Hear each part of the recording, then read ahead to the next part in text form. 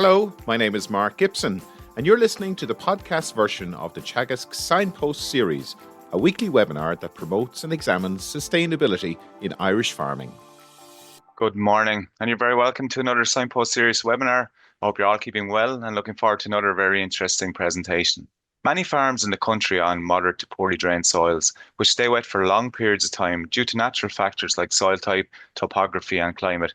These conditions limit profitability, especially during wet weather, and farmers often have to make decisions on whether to carry out drainage works. But what are the do's and don'ts of drainage in mineral soils? And we're delighted to be joined this morning by Dr. Pat Tuohy, who's a researcher in Teagasc and lead author of the Teagasc Drainage Manual. Pat, you're very welcome to the show. Good morning. Thank you, Cathal. And we're also joined by Fiona, Doolin, catchment coordinator for the Boyne. How are you keeping today? Good. Pat, we've had a very mixed climate, I'd say, in this summer, where we've had an awful lot of rain in some parts of the country and very little in others. But I suppose you can understand why farmers are kind of considering maybe looking at that kind of drainage stuff on farms, where even in the height of summer, people are talking about land getting cut up.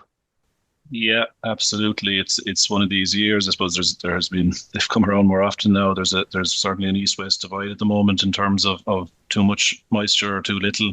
And then you had the very good weather in April and May, where there was actually like a bit of drainage work done when the chance came. So, it's a topic that doesn't go away, and like you say, gets highlighted in certain years and certain summers when conditions are as they are at the moment in well, as I say, in parts of the country certainly.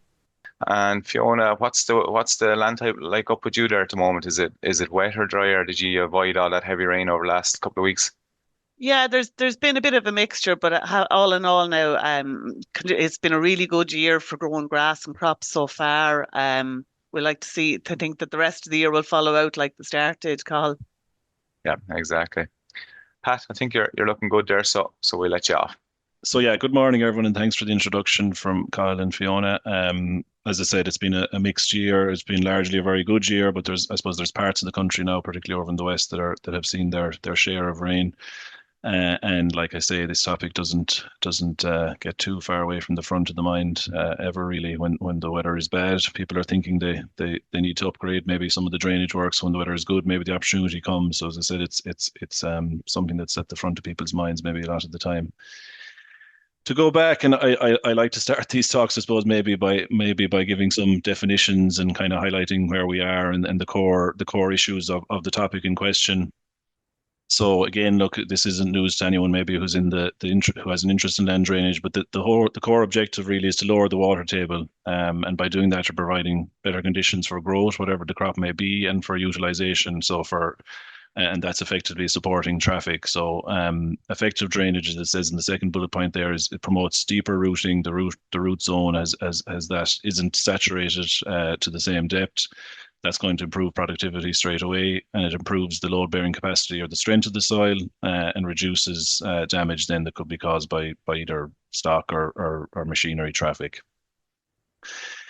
So that's the core objective. There's concerns then, I suppose, or issues that we need to be considering in terms of around the installation of drainage, and that's the potential for environmental impacts. They need to be mitigated against during the installation or the design, installation, maintenance of these systems, which I'll be touching on. And there's also the financial or economic costs, when planning any drainage works or any scheme. As I've often said before, those of you who've heard me talking, there is no farm or field in the country that can't benefit from drainage, but at what cost? There's some soils that the cost would be astronomical to really have an effect on the water table. And then the other side of that coin, if that is the case, where is the economic return going to come from? So the jump in yield and the jump in utilization has to be enough to justify the upfront costs. And there is, as I said, many circumstances where that's true, but some circumstances where it's not. So just to be aware from the outside, it's an expensive business, and like anything, like everything, it's got more expensive in the last 3, 4, 5 years. The combination, I suppose, of soils, the soil map of Ireland is what's on the left, and the rainfall map, the most recent 30-year summary that was done in terms of the Met Éireann rainfall map, is on the right. So depending on where you are in the country, the combination of a more difficult soil and or topography, or where you sit in the landscape and where the outfall is, combined with the level of rainfall, which generally increases from east to west in the country. The combination of the two of those will leave you with more water than can drain effectively through the soil itself, and that's where the need for artificial drainage will come in, or additional drainage work will come in. When we talk about excess water, it's just something that I like to highlight, just to set us on the right foot here. The term effective drainage is used, or excess water. What that is the difference between the rainfall and the evapotranspiration, or what evaporates off. So this is taken from a long-standing weather station that we have in Kishkane, which is in North County Cork, not far from the Cork-Kerry border. The average over that period is 1,622 mil, so it's wetter than most parts of the country. It's not the wettest, obviously. As you keep heading west, you'd be heading closer to 2 meters of rain, but that's the level you're at in that part of the country. And you can see there, average over the years, the 12 months of the year, the blue bar is rainfall on average, the red bar is evaporation. So as you would expect, the rainfall peaks in the winter and dips in the summer, and the other way around for the evaporation, it peaks in the summer months. The differences between those two, and you take those two arrows, in the January time, the difference is 175 mil of a difference that has to be dealt with, or that has to drain either over the surface or through the soil. In June, then in the month of June, is the lowest rate in that part of the country, where it's 35 mil. But there's still, a mil a day, you could say, in the month of June, approximately, that has to be dealt with either over or through the soil. If you take the rain gauge, or the weather station that's in Moore Park, which is in the east of County Cork, so these are two Cork examples, the average rainfall is much lower, about 1,029 mil over that period. And you can see the same scenario, but with less or reduced blue bars, reduced rainfall compared to what's on the left of the screen, and increased evapotranspiration. So you're seeing much less of an excess rainfall there, an excess drainage amount in January, 98 mil, and actually in June and July you're typically seeing negative. So there's more evaporation than there is rainfall. What that ultimately amounts to over the course of an average year is an excess on the left of close to 1,200 mil and an excess on the right of just 500 mil. So I think I always like to highlight this, because look, for those who are familiar with that part of the country will know that there's more rainfall on the Cork-Kerry border than there is in East Cork. It's not news to anyone, but the impact of that, when you take the evaporation out of it, which is largely similar in both parts of the country, you're left with much more water to deal with on the left and on the right. And every millimeter that falls in any part of the country, but in North Cork or anywhere else, is equal to 10,000 litres per hectare. So you can see again, and we're all familiar with days where there's an inch of rain, which is 25 mil forecast, how that accumulates to huge volumes of water very quick, and how the same soil sitting under both those weather scenarios on the left and right is dealing with a totally different scenario in terms of the volume of water that it has to deal with. A soil could have a natural capacity that's quite okay on the right, but totally inundated on the left, and then needs additional support in terms of drainage. There's three major headings then we look at in terms of the issue about getting water through soil or moving away from soil. In poorly drained soils, the rate of water flow can be regularly exceeded by rainfall rate due to either low hydraulic conductivity or impermeable soils. High water tables due to low-lying positions and poor outfall, so there's nowhere for the water to go, and then upward movement of water from seepage and springs. So it's not enough that there may be 1,600 mil falling on a particular hectare, but it's falling on the neighbouring hectare and moving underground and rising up there again through seepage and springs. So it's coming from every direction to a degree. There's a split, I suppose, that has been acknowledged, or there was always there, but has come to the fore in the last few years in terms of greenhouse gas mitigation. And there's a number of documents shown on that slide, but they all relate to targets and objectives under the Climate Action Plan and under greenhouse gas mitigation targets. Within those, there's a number of headings that relate back to my topic, to this topic in terms of managing water tables, and there's a very clear split, and I've highlighted them there in red again, and some of you may be sick of seeing this slide from me before, but it's important to give us the baseline again. that there's benefits in terms of greenhouse gas mitigation from draining wet mineral soils in their own right, because you reduce the nitrous oxide emissions directly because there's less waterlogging. And there's a associated benefit that you promote extended grazing on these soils, which reduces the amount of imported feed that's required. So there's a dual benefit there. And there's also a benefit in terms of greenhouse mitigation of raising the water table in organic soils. So you have two very clear distinctions, two wet soils, I suppose, historically that would have been dealt with in a similar fashion nationally, and actively encouraged to be dealt with in a similar fashion. There's now a very clear split in how we're treating these two soils, or should be treating them as draining the mineral soils and raising the water table, or preventing excess emissions from the organic soils. To highlight again the difference, peats or organic soils have at least 20% organic carbon, which is about 34% organic matter content, and a thickness of 40 centimeters. Mineral soils are derived from mineral matter, so sand, silt, and clay, and they generally have a relatively low organic matter, less than 5%, or certainly less than 10%. And the images there on the bottom of the slide will give you an indication of generally what we're talking about. And there is this halfway house called the organomineral soil. So they have a surface horizon that isn't quite at the 20% organic carbon, perhaps, or isn't quite at the 40 centimeters, but there's still a significant store of carbon there. So just to add maybe to the confusion to a degree. If you look at that on a farm scale, and this is a study that was done on 10 farms around the country, and you break that out, and you can see some imagery there on the left again. But you break it into the simple pie chart on the top right, you'll see a mix and match of these soils. So you'll have 8% organic peat soils in the first category I showed, 71% mineral soils in these farms, and 21% in the middle ground.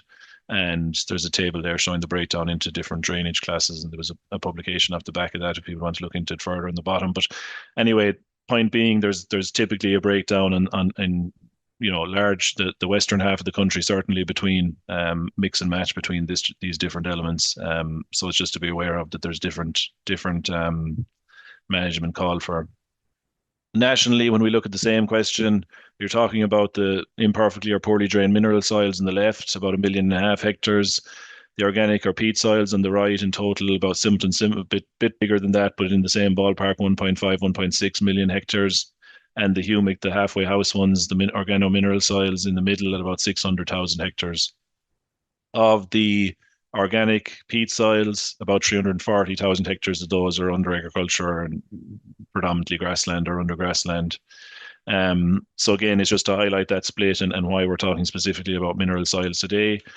And again, for those of you who may have missed it, my last visit here to this Friday morning gig was in late April, 3 months ago, and I covered that in detail in terms of where we're looking, and a large amount of work that's going on in that space now in terms of the peat grasslands. So as I said, that was the focus then, and I'm focusing this morning on the mineral soils. So that's just to highlight that we're back into the mineral side of the discussion. So I highlighted earlier the three major problems, and just again, impermeable soils, very poor hydraulic conductivity, very little water movement through those soils. And you're seeing a photograph that was taken in Australia there on the right, and it just highlights, what was done there was you can see the barrel that was on the left of the photo there. Before the pit was dug, that barrel was filled with a blue dyed water, turned upside down, and then the pit was dug. And what you're seeing there is the infiltration of the blue, if you can see my cursor, of the blue down evenly through the soil here, which is I've called it sand, but take it that it's a lighter soil or a relatively free draining soil. And you're meeting a heavier impermeable layer here. And what you're seeing is the dyed water is moving across the surface of that layer, but not infiltrating down through it to any great degree.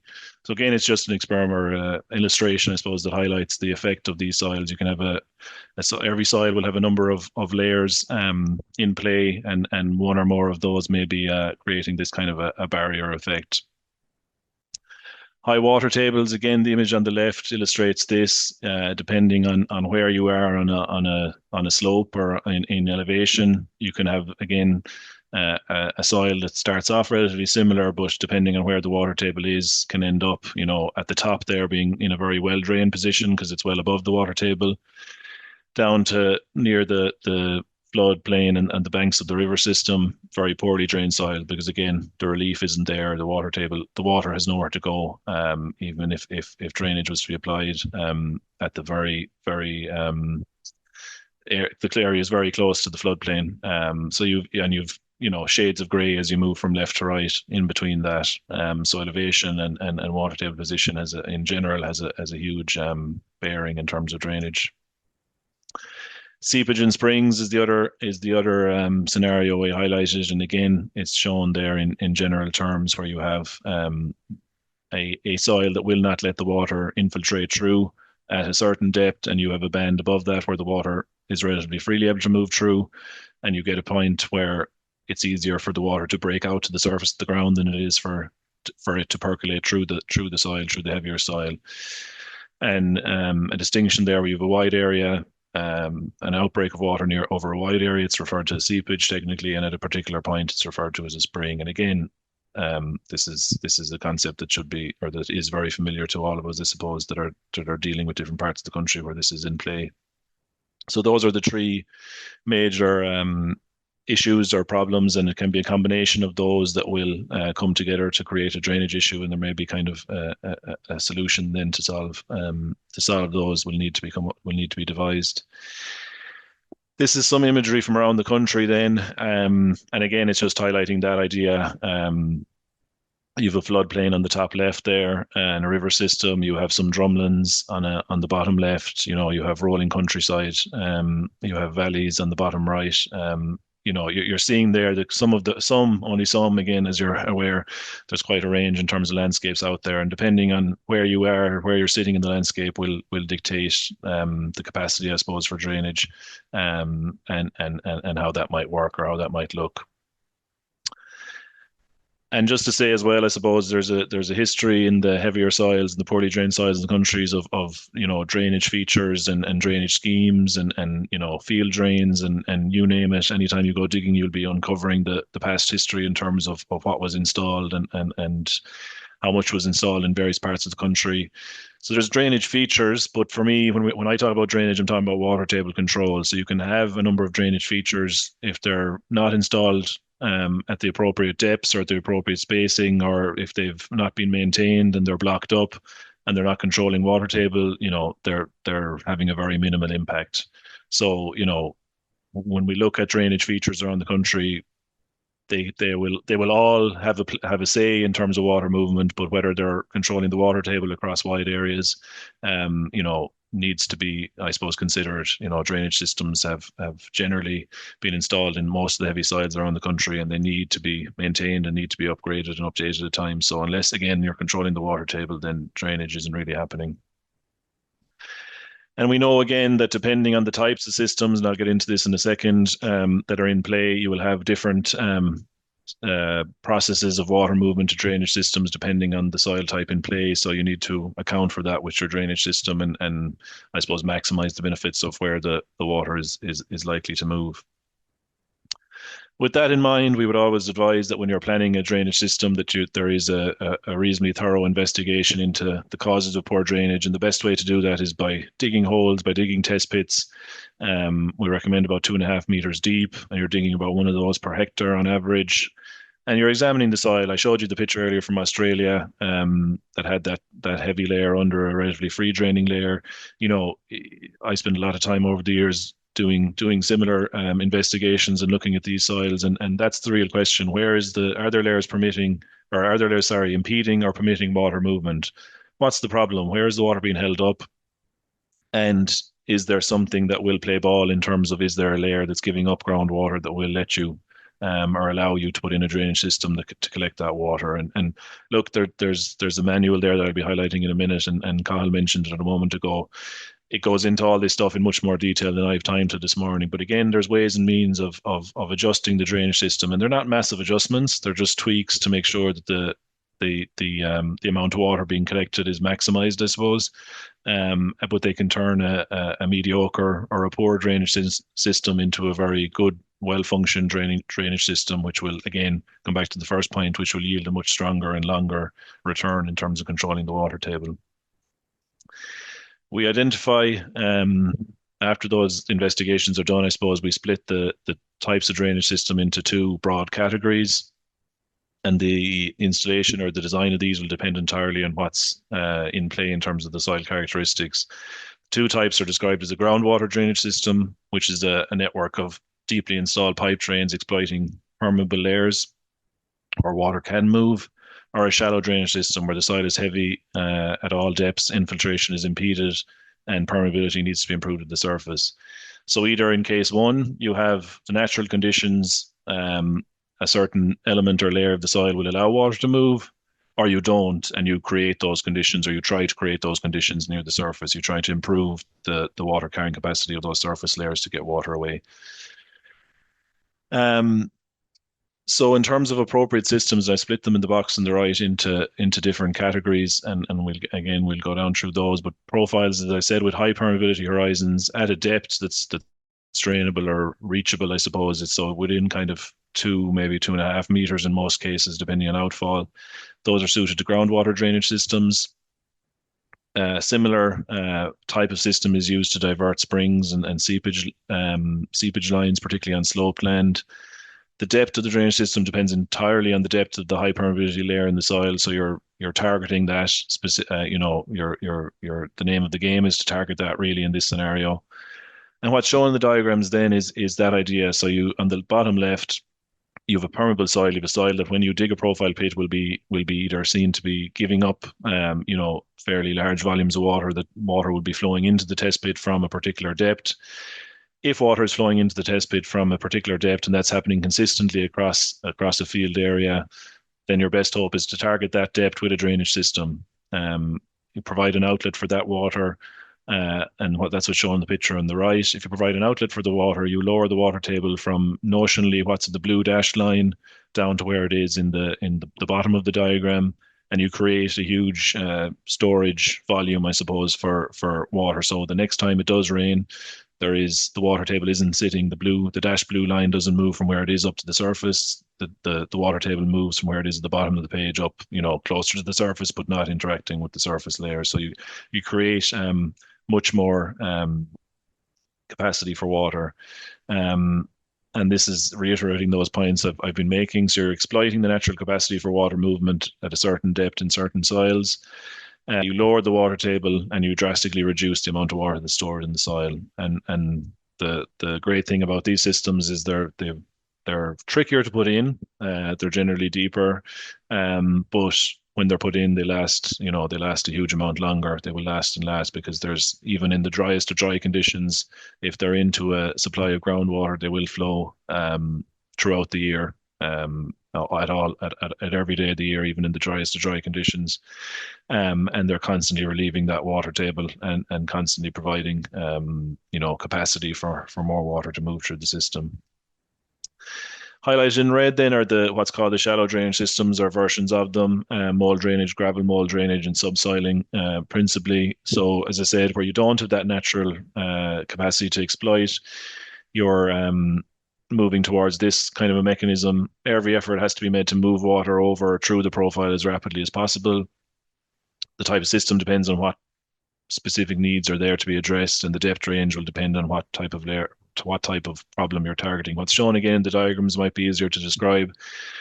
That's showing the bottom left there, and it's a picture from the drainage manual, a drainage pipe backfilled with stone, approximately 1 meter deep, and you're crossing that then at right angles with what's shown in the diagram there is a mold plow. So you're pulling channels through that drain, and you're putting very closely spaced channels in addition to the field drain that's shown there. And the network of those is again promoting water movement that isn't there naturally. So you're putting in a network of field drains, you're tying that in with surface disruption techniques, as we've called them. So again, what's there in the photographs, bottom left is a mold plow, middle one is a gravel mold plow, which fills the channel with gravel. Bottom right is a subsoiler.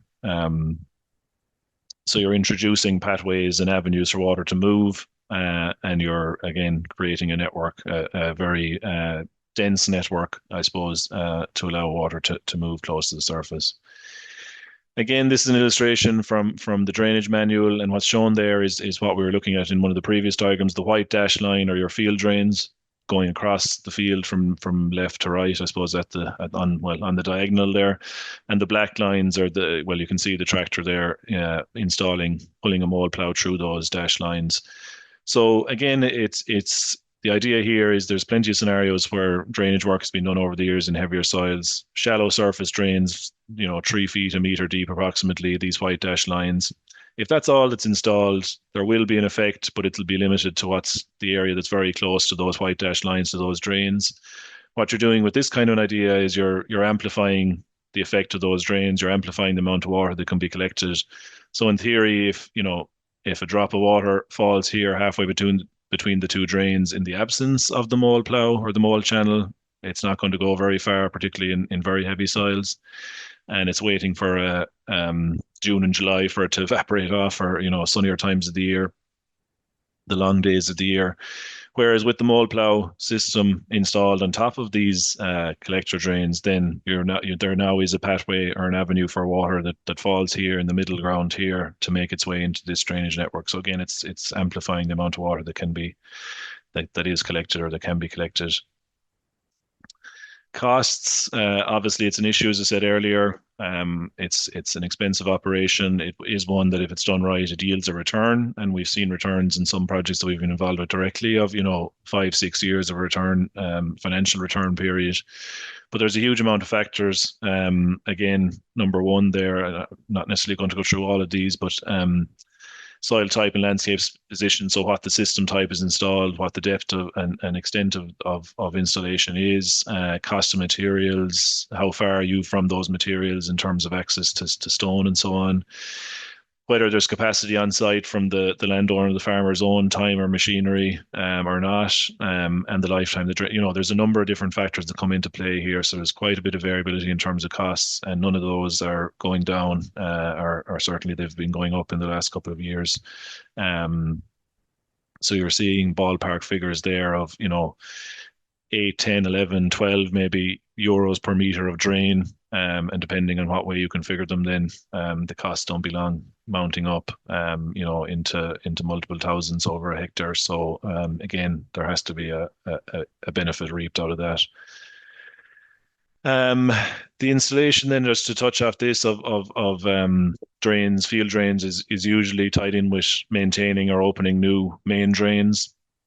There's networks of these around the country. I suppose if we look at the image here on the bottom right, you're seeing a river system or a natural drainage system here, if you want to call it, tied in with an oceanal main drain and sub drains. So there's a kind of a hierarchy there, and they'll drop down into field drains ultimately. But all of those are leading to the natural water course, and some of these branches may be also natural water courses.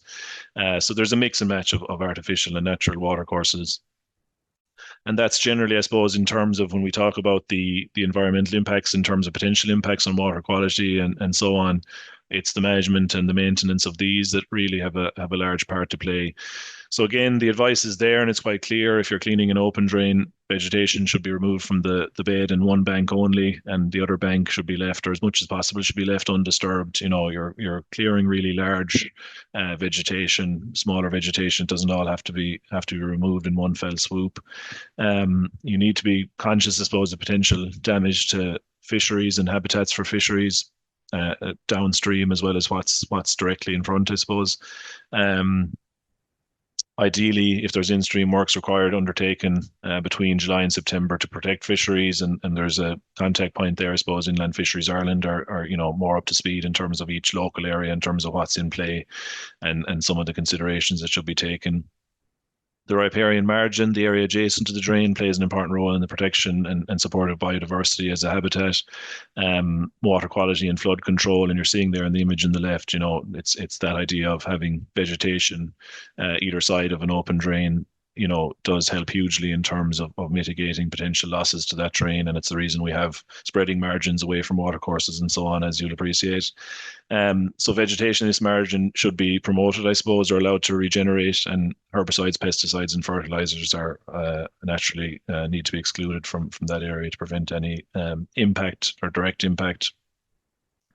This is another diagram from the drainage manual, and it just highlights again with a cutaway view there in terms of some of the potential issues around, I suppose, what we call local maintenance or drainage issues. And there is a need, I suppose, to keep an eye on the outlets of field drain pipes. Again, there's a lot of money being spent on drainage systems and generations of them over years on farms, and they can be forgotten or neglected to a degree. So being aware where the outlets are, keeping an eye on them and keeping them maintained, I suppose, is important.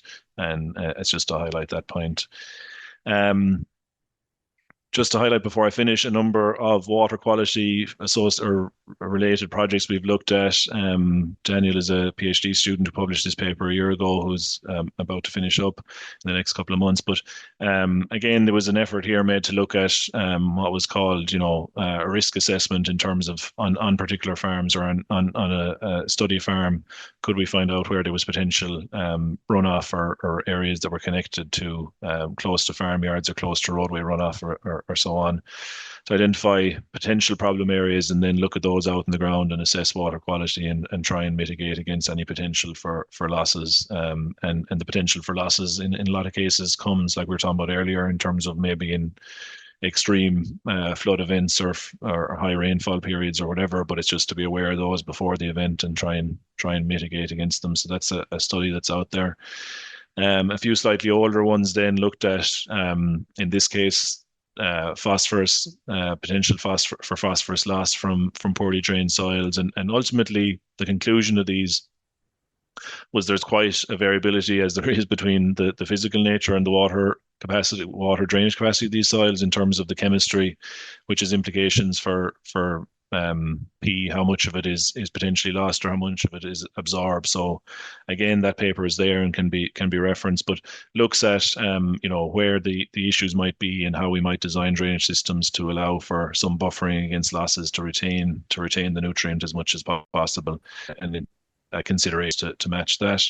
And similarly, another study that was done a few years back, looking at nitrogen, and it was ultimately a similar outcome. There's different scenarios that promote attenuation of N within the system, and there's others that don't. So it's a matter of being aware of those and allowing for systems to match that, and being aware of, again, like I said earlier, and the main gist of all this is being aware of the soil you're dealing with, and having as much of knowledge and information to work with when these systems are being mapped out. There's a number of references. Well, there's two references there. The drainage manual, which is mentioned, was first published in 2013, was updated in 2022, and we'll be always keeping an eye on that and adding to it again at another point, I'm sure. A number of topics of interest. I've touched off most of them there in terms of rainfall, landscape and soils, managing and protecting soils, your obligations, statutory obligations, which I didn't have time to mention, but it's there in that and refers to the environmental impact assessments that need to be done when certain thresholds are reached. Options in terms of reducing the environmental impact, and work on diagnosing a drainage problem, finding a suitable solution, and looking then at the economics and the costs. And there's a link there as well to the heavy soils program, and I should mention the heavy soils program participant farmers, where most of our knowledge and information on all this topic was gathered over the years, and for keeping us on side and keep opening the gate to us over the years. So there's updates there in terms of the heavy soils program, also at that link. So that's it. And there's some, as I said, plenty of students and work over the years from the different university partners there in Galway and UCC, UCD and MTU that I should mention as well. So that's it from my side, Cathal. That's super, Pat. Yeah, you can stop sharing. That's an excellent presentation. Thanks a million, really comprehensive. And just to remind everybody to get your questions into the Q&A tabs. And when we have Pat here, we can get the questions answered, because drainage can be quite complicated. You've gone through the slides there, and for anybody that had to go into a field and start drainage, you do need some help with it. And just to let people know, throughout Pat's presentation there, a few people were raising hands, but we don't answer online here. So if you want to get your questions in, just type them into the Q&A tab, and we'll do it that way, if that's okay. So Pat, I suppose to kick off, you've been yourself and Owen Fenton have been very busy in the drainage, I suppose, for the last number of years. But historically in Ireland, you talked about some of the old stone shores and stuff. Over the last 56 years, there has been a lot done historically. I suppose, how effective has that old style drainage been? Yeah, very really. I suppose there was a lot of work done, and there was, when there was grant aided schemes back into the 50s, 60s, 70s, there was a huge amount of investment around that time and a huge amount of development. But as effective as they may be, there's only a certain lifetime in these systems. And when I was talking there about digging profile pits or being on site when drainage work is being done, you will be at all stages. I'd say it's very rare that you wouldn't interact with some of the previous generation of stuff that's on site. And some of them would surprise you. They would be, 50, 60 years old maybe, and there might be still a degree of flow out of them. And if there is, you can tie them into a new system. But a large share of them will be, defunct or redundant, I suppose. So again, it's just being aware, and then we've been promoting, as I've been trying to touch off there, and again I've only a limited time, which that's why I'm pointing people to other references. Certain systems that went in that maybe weren't suited to the soil type that they were in, and as I said, some tweaks there in terms of depth, or some systems that are already in the ground that might benefit from mold drainage or gravel mold drainage being tied in after the fact. There's all sorts of variability there and variation. So again, that the systems vary hugely, and as I said, they need to be kind of kept an eye on in terms of maintenance if they're still there, and maybe where they're not, think about maybe some upgrades. And currently, even at the moment, right, there's a big demand for land at the moment, just the way farming has turned. So there's a lot of people looking for land. It's really expensive to lease. It's very expensive to buy, obviously. So people are looking to those corners or parts of the farm that maybe weren't accessible because maybe they're too wet or whatever. And look, we might go in later on about the discussion on maybe sometimes where you should leave a section of the farm or not. But is there some parts of the farm that a farmer looks at and just you look at and you say it's just not worth the cost or the time or the hardship of trying to get it to the level of production that they require? Yeah, and that was, I suppose, my point starting off. There is no field that can't be drained, but if it's a question of spending enough money, so at what point that money makes sense, I suppose. And again, it's a very site specific one, in terms of if there's land that's very accessible or very close to a farmyard that needs to be improved or would benefit from being improved, then that benefit is worth more than an area that's on an out farm or something that is rarely accessed or isn't accessed by stock as often or whatever. So all those things come into play. But certainly, it's about, I would always think it's about it's not doing the whole farm piecemeal and a few efforts here and there. You'd be much better off, in my mind, to concentrate on 10%, 20% of the farm, get that really humming, and gradually move that on if you want. But this idea of picking a patch here and there in different years and upgrading those, it's much harder to see a benefit of that. Whereas if you invest more strongly or more focused with a higher level of focus on specific areas, it tends to yield a bit more in terms of a return. So there's a number of questions there and considerations, but something that we need to be conscious of at all times, I suppose, when spending reasonable sums of money on this stuff.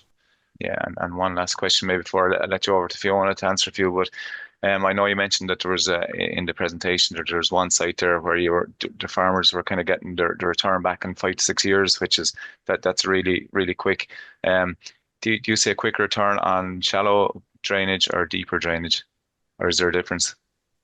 No, there isn't a difference. I suppose the sites are suited to, or the systems are suited to the sites in whatever capacity, and I suppose I should caution that as well.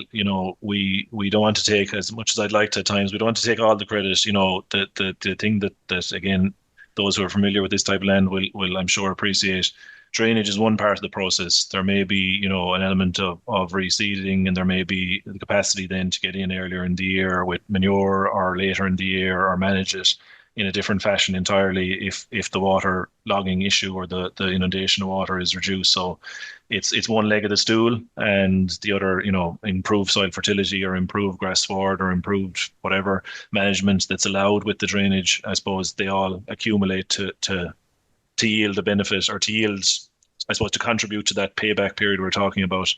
So, it presents the opportunity to manage the land a bit different. And if all those other elements are done as well, or can be done over a reasonable time scale, then you'll see a return, Yeah. Fiona, plenty of questions coming in there. Yeah, there is, Pat. And to start off on maybe one of the broader topics that was raised, it's just about, I suppose, the risk that's associated with drainage when it comes to possible loss of nutrients, or exacerbating an issue with nutrient loss when water quality and habitat protection is so important. So it's that balance you touched on earlier. Maybe you'd like to comment on how you reduce the risk while still carrying out the necessary drainage works that you want to carry out as a farmer.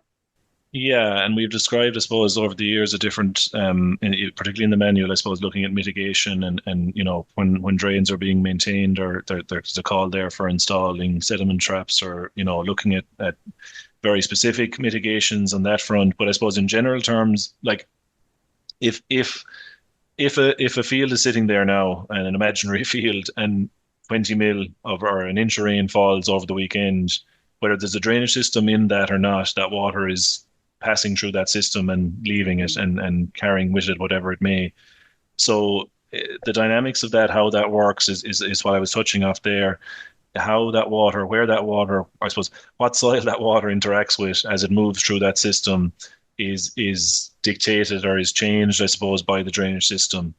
And we can, I suppose, be aware of, certain soils will attenuate P and N better. They'll hold on to it better. The vegetation on the riparian margins will restrict runoff to a degree.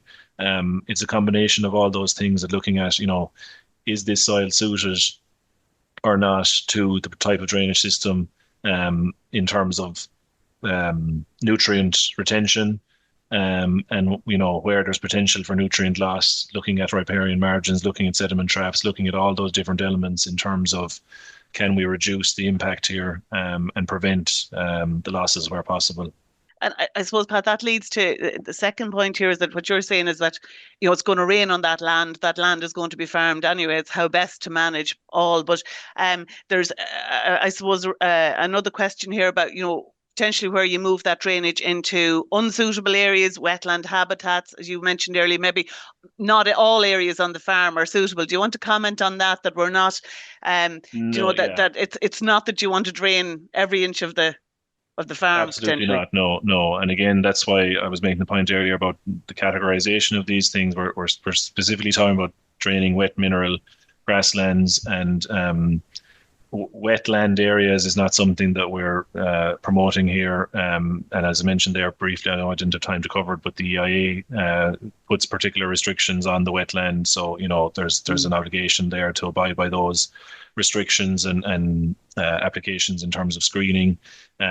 So again, and like I was saying to Carl's earlier question, you'd be much better focusing on the potential productive areas, the wet mineral soils in the farm, instead of necessarily traveling to every corner of the farm and trying to pull in, small areas of land here and there. So again, there's absolutely, there's different functions happening across the landscape, as we're all aware. But in terms of this is a very specific function we're talking about in terms of reducing the water table and increasing the production function in terms of wet mineral soils.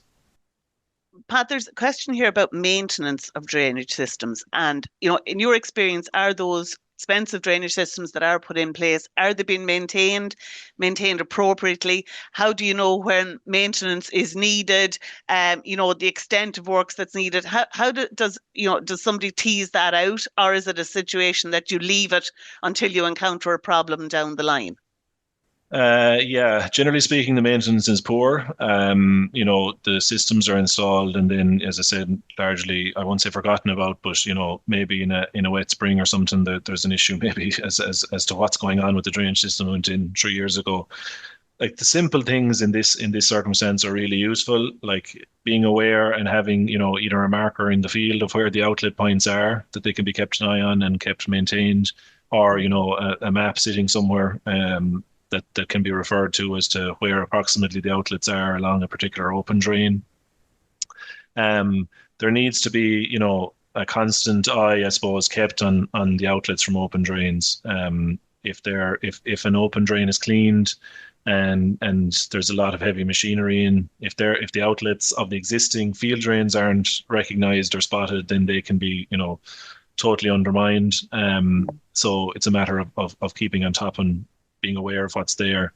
And, there is systems out there that people will be familiar with that will, the jetters that would be spooled up the pipe and wash out anything that's sitting in the pipe.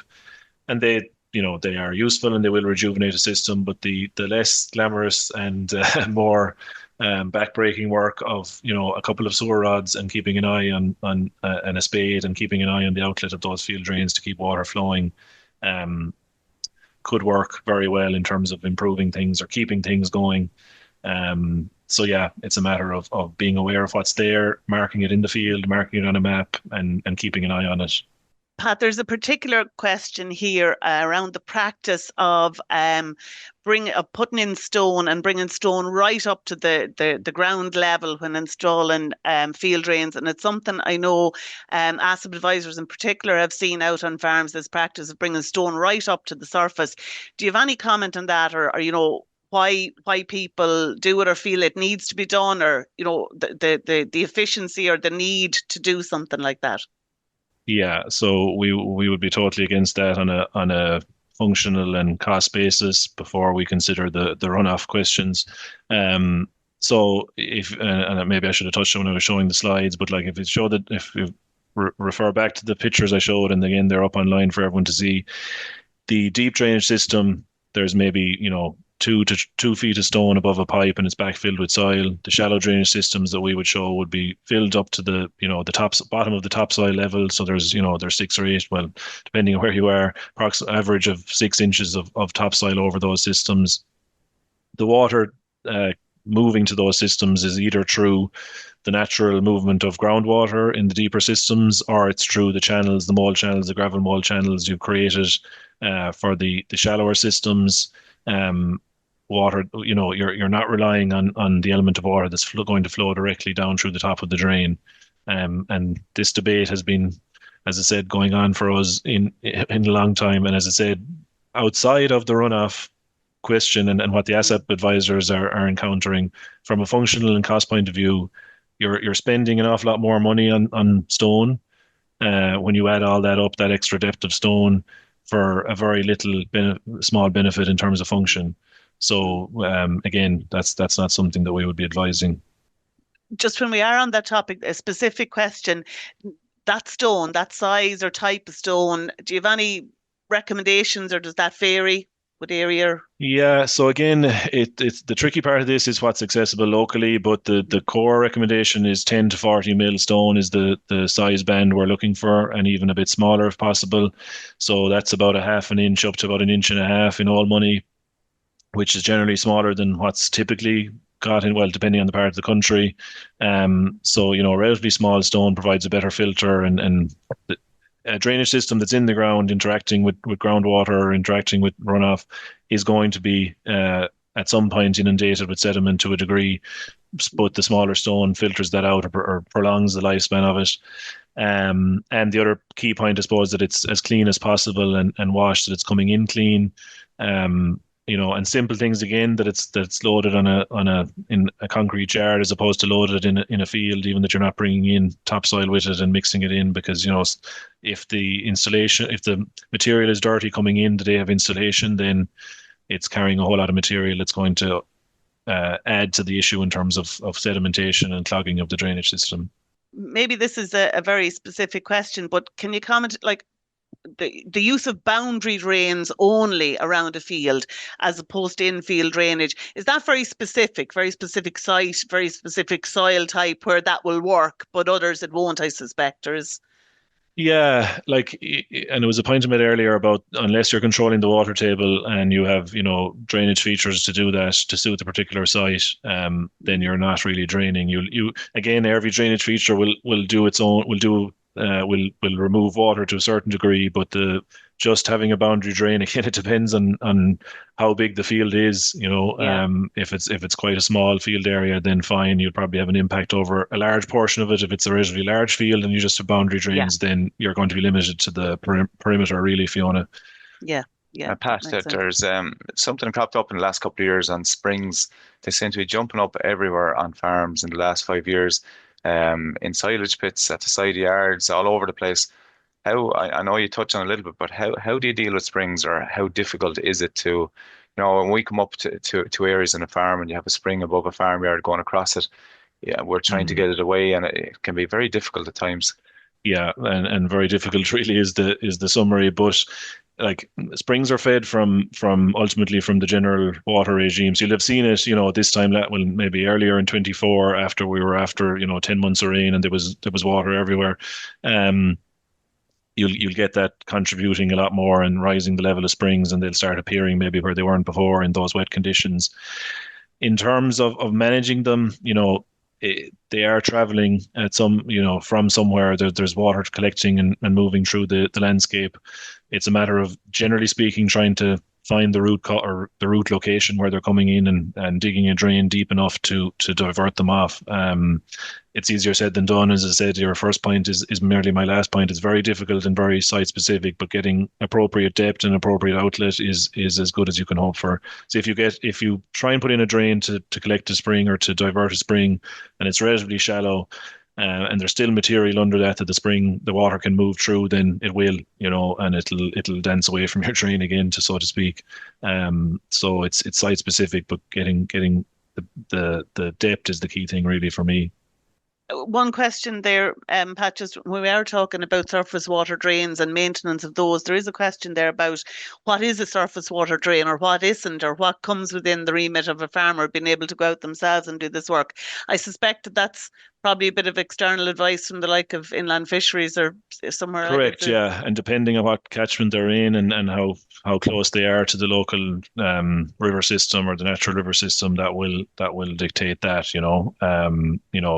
there's different terminology used in different parts of the country, I'm quite aware, but what I would refer to as open drains, covers off all those issues. But again, they are ultimately contributing downstream to, at some point, regardless of where you are, to the river system. But it's the proximity, I suppose, is the key issue, and being aware of local advice in terms of, as you say, advisory or fisheries that will have a better local knowledge than I can give generally here.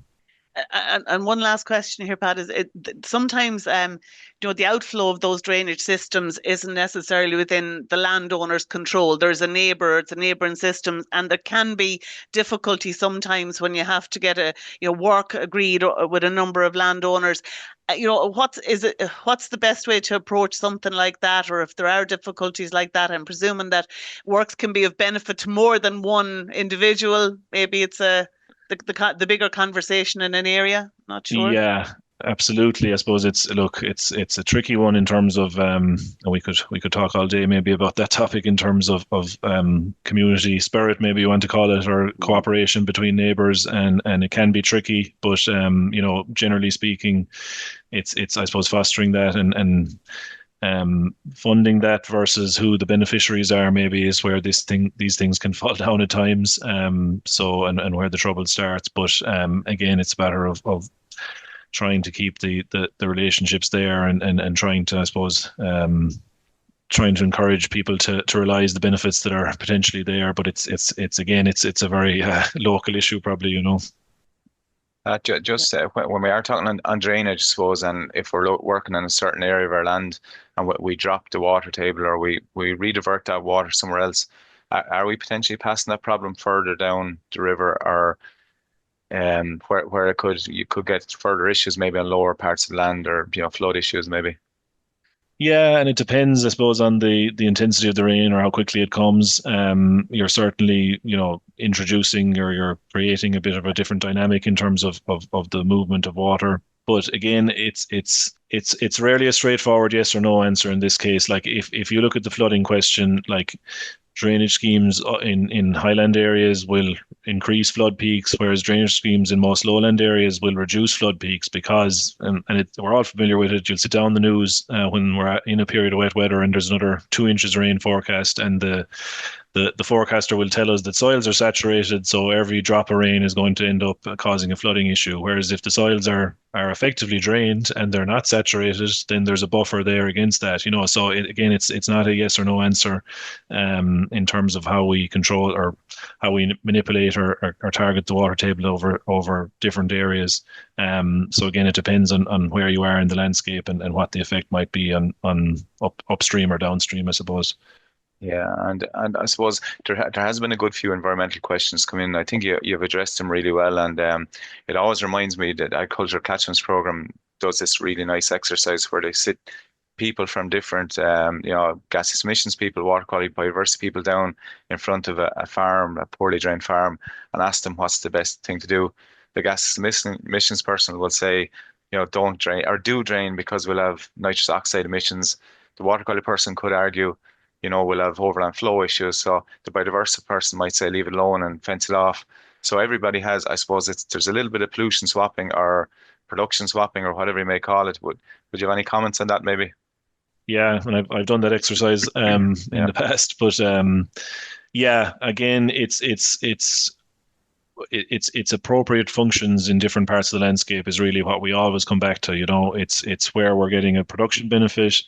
Yes, there's trade-offs there, but then there's other parts of the farm that won't be providing production and will be providing for the biodiversity elements, or vice versa. And it's marrying that up. We're not calling for every hectare in the country to be going through this process, nor are we calling for none of them to go through this process. It's mixing and matching where the appropriate functions are maximized. And I think no matter who's looking at this question, like you said, the different notional backgrounds there, that's the target for everyone, I think, is to find that balance between the different functions and different uses of the landscape.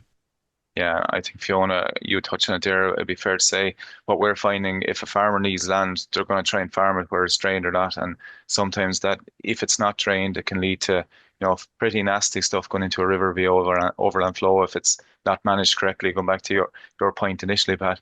Yeah, absolutely. Yeah, it's management is the key thing here, and awareness of the different functions, as I say.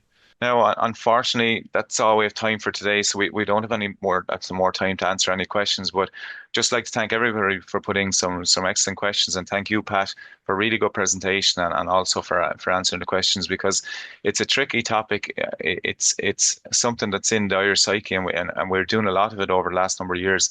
And I think the really important thing from today is, from your point of view, is if it's done right. And if it's done well, it'll work. And if it's not, it can backfire a bit. So the important thing is to get some help. Make sure you're addressing the right issue in the right place. Fiona, thanks a million for the questions, helping out today. And also like to thank, brilliant. And also like to thank Yvonne Marr for all her help in running the webinar in the background and keeping the show on the road. So next week, just to let you know what's going on, we have from the extensive grassland biodiversity event that was held in Burr recently, the Grasses of Ireland. We're going to be joined by Dr. John Feehan, ecologist, Dr. Catherine Keena, Teagasc Countryside Management Specialist, and I think Maeve Bulger, actually, from the Heritage Council Ireland, is coming as well. So that's not to be missed. Very interesting topic. And please do tune in again next Friday at 9:30 and Slán go fóill. You've been listening to the podcast version of the Teagasc Signpost Series, the weekly webinar that promotes and examines sustainability in Irish farming. Don't forget to join us live every Friday morning for our latest webinar. For more, visit teagasc.ie. And you can also rate, review, and subscribe to the Signpost Series on Apple Podcasts, Spotify, or wherever you get your podcasts from. I'm Mark Gibson, and thanks for listening.